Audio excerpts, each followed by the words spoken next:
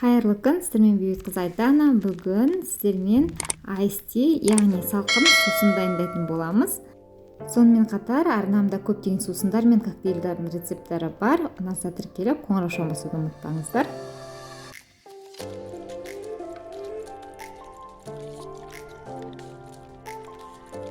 Ең алдымен ыдысымызды дайындап аламыз. Ыдыстарыңыздың көлеміне қарай жеміс-жидектер қоса берсеңіздер болады.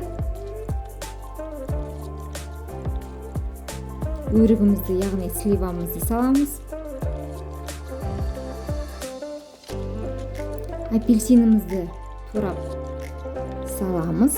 Және де шырынын езіп құйсаңыздар да болады.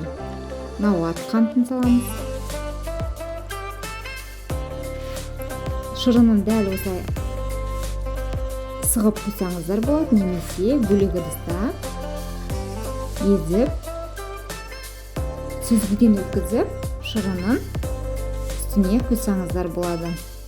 Қайнап тұрған суды құямыз. Дәл осылай немесе бөлек ыдысқа шайларыңызды демдеп алып, суығанымен құйсаңыздар болады. Мен ыстық күйінде құйдым. Жеміс-жидектің дәмі шығу үшін мінекей дайын. Аздап салқындағаннан кейін үстіне мұз қосып жіберіңіздер. Салқын шайымыз мінекей дайын. Міндетті түрде жасап көріңіздер, сіздердің де көңіліңізден шығады деп ойлаймын.